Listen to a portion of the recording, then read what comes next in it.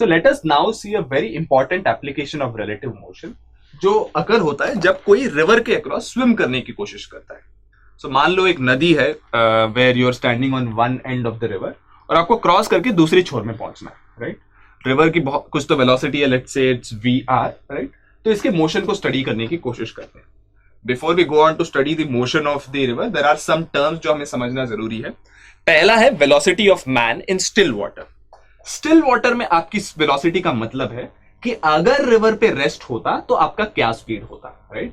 सो क्योंकि हम रिवर को रेस्ट पे मान रहे हैं, इसका मतलब हम रिवर की फ्रेम से देख रहे हैं कि हमारी वेलोसिटी क्या है. So which is why this is same as velocity of man और the person who is swimming with respect to the river. So velocity of man in still water is velocity of man with respect to the river. अगर velocity of river कहे, it is simply the speed at which the water is flowing in the river. Velocity of man कहे, still water नहीं कहे, सिर्फ कहे velocity of man, it means velocity of man with respect to the ground. मतलब इस छोर पे कोई दूसरा खड़ा है, let's say there someone else, उसके हिसाब से इस मैन की जो उसको जो दिख रहा है, right, that is basically velocity of this man. With this understanding motion समझने की कोशिश करते हैं. So let us think of two scenarios. पहला सिनारियो, आप अगर स्टिल वाटर में, नॉर्मल स्टिल वाटर में आप सीधा स्विम करने की कोशिश करते हैं, right. So which means that your velocity relative to the river is straight across the river.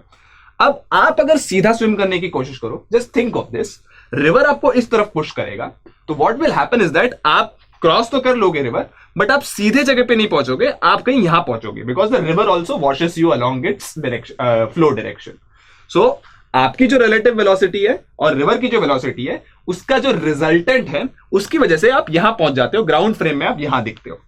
सो अगर आपको सीधा पहुंचना है तो आपको क्या करना पड़ेगा, आपको उल्टी डायरेक्शन में स्विम करना पड़ेगा. Your relative direction has to be slightly behind. क्योंकि आप अगर ऐसे स्विम करोगे, रिवर आपको ऐसे पुश करेगा, तो बेसिकली आप नॉर्मली अगर रिवर स्टेशनरी होता तो यहां पहुंचते, बट रिवर की पुश की वजह से आप सीधे पहुंच जाते हो, right. So this is the different, these are the different scenarios which you have to think about whenever you are thinking about crossing the river. अब क्वालिटेटिवली तो हमने ये समझ लिया है, अब इसको मैथमेटिकली फॉर्मुलेट करने की कोशिश करते हैं. सो इसका मैथमेटिकल फॉर्मुलेशन अगर हम देखें, the basic idea is that relative velocity, जो velocity of man with respect to river जो होता है, that's velocity of man with respect to ground. मैंने ग्राउंड यहां ओमिट किया because that's the usual convention, minus velocity of river with respect to ground. इसको हम थोड़ा रीअरेंज करें तो we'll notice that velocity of man is velocity of man with respect to river plus velocity of the river, right. That is the basic idea. This is the reason हमने पिछली बार जब vector addition किया, we saw that resultant velocity of man इन दोनों का addition था. That's why that those parallelograms were resulting. So इस इक्वेशन को हम केयरफुली देखें, इसमें दो चीजें उभर आती है. सबसे पहले अगर हम मोशन को ही देखें, जब whenever a man is crossing a river, दो मोशन होते हैं. एक अलोंग अ रिवर मोशन होता है जिसको हम हॉरिजॉन्टल मोशन भी कहते हैं. सो हम एक्स एक्सिस को अलोंग द रिवर ले लेते हैं. एक अक्रॉस द रिवर होता है जिसको हम वाई एक्सिस कहेंगे, which we also call across the river. So now in this case जो हॉरिजॉन्टल मोशन है वो दो चीजों की वजह से होता है. पहला, रिवर आपको कुछ तो उस तरफ पुश करता है, सो रिवर का एक कंपोनेंट है, राइट, रिवर का कंट्रीब्यूशन है. और दूसरा, डिपेंडिंग ऑन आप किस डायरेक्शन में स्विम कर रहे हो, आपकी velocity with respect to river का भी एक कंट्रीब्यूशन आता है इन द एक्स डायरेक्शन. तो अगर आप सीधे स्विम कर रहे हो तो कोई कंट्रीब्यूशन नहीं, आपका सिर्फ रिवर का कंट्रीब्यूशन है. बट आप किसी भी और डायरेक्शन में स्विम करें तो आपके एक्स कंपोनेंट का एक कंट्रीब्यूशन आएगा. So horizontal motion depends on the sum of this and the velocity of the river. हम अगर अक्रॉस द रिवर क्रॉसिंग की बात करें, यू विल नोटिस देयर कि रिवर की वेलोसिटी का कोई कंट्रीब्यूशन नहीं है क्रॉसिंग में, राइट. रिवर तो सिर्फ इस मोशन के लिए रिस्पॉन्सिबल है, right. It is not responsible for the perpendicular motion. So the only thing which makes us cross the river is velocity of man with respect to river जो है, उसका जो वाई कंपोनेंट है, जो perpendicular to the river जो component है, that is what helps you cross the river. It does not depend on the velocity of river. So I hope you are clear about ये जो horizontal और vertical motion किन किन चीजों की वजह से कॉन्ट्रीब्यूट हो रहा है.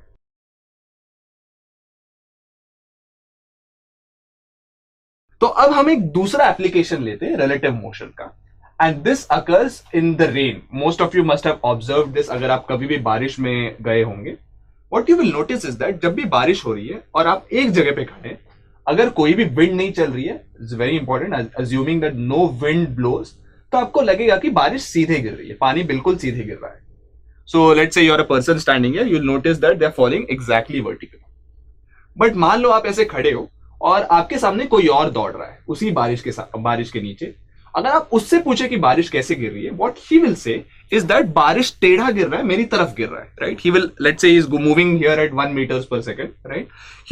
He will observe that the same rain जो आपको सीधा लग रहा है उसको टेढ़ा लग रहा है, right. Why does this difference occur? So the reason for this can be understood if you think of this rain from the frame of this person. So let's understand some terms for this first. So मान लेते हैं कि velocity of man, जो भी भाग रहा है उसकी velocity vm से represent होती है, velocity of rain vr से represent होती है, और velocity of rain with respect to man, मतलब उस आदमी को क्या लग रहा है कि रेन की velocity है, उस आदमी के हिसाब से रेन की क्या velocity है, उसको vrm बुलाएंगे. Now we know from our study of relative motion that Vrm is nothing but Vr minus Vm. अब let's study for you, right? For the person who is standing. For the person who is standing, Vm तो zero होने वाला है, right? Because you are standing, आपकी कोई velocity नहीं है. तो रेन की velocity जो normally नीचे गिर रही है वही आपको भी दिखने वाली है. So velocity of rain relative to you is the velocity of rain which is vertical. अब मान लो कोई move हो रहा है, right? So let's say rain 5 meters per second से गिर रहा है, right? For the person who is running, if you notice, VR हम in this case will take it as -5j. अगर हम इसको x एक्सिस माने और इसको y एक्सिस माने, नीचे की तरफ गिर रहा है तो -5 meters per second नीचे की तरफ गिर रहा है, -5j है VR, right.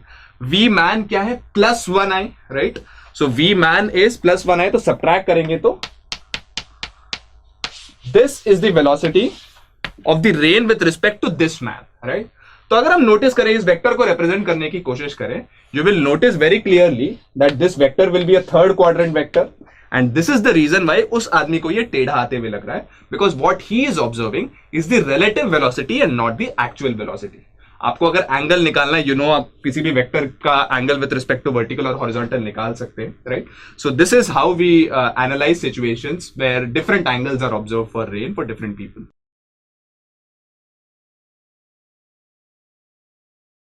So now that you know what kinematic equations are, मैं आपको कुछ ऐसे applications बताने वाला हूं which will encounter frequently.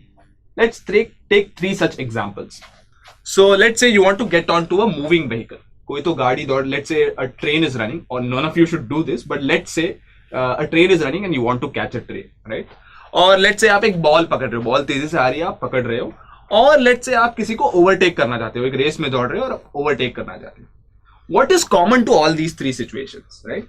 The common thing to all these 3 situations is that ये तीनों basically तभी हो पाएंगे जब the relative velocity of the two involved entities, in this case अगर आप गाड़ी पे चढ़ रहे हो, गाड़ी की velocity और आपकी velocity same होंगे, zero होगा. relative velocity zero तब होगा जब आपकी velocity same होंगे. Only when v relative is zero will these 3 happen comfortably. आप नोटिस करेंगे कि जब भी आपको एक मूविंग ट्रेन पकड़ना है, आप यूजुअली भागते हैं. आप भागते इसीलिए क्योंकि only when you run fast and your velocity becomes equal to that of the vehicle, आप सही से चढ़ पाएंगे. कैच करते हुए भी, if you have noticed the cricket match properly, what you will notice is that लोग हाथ को पीछे लेते हैं, they move it with some speed to make sure that the catch does not hurt their hand, and this is the principal which is involved even here. And finally overtake करते हुए हमने पिछले ही एग्जांपल में देखा, right. Whenever we are overtaking basically happens when the relative velocity becomes zero. So I hope you are clear about इसको हम equations में ट्रांसलेट करने के लिए क्या प्रिंसिपल यूज करते हैं.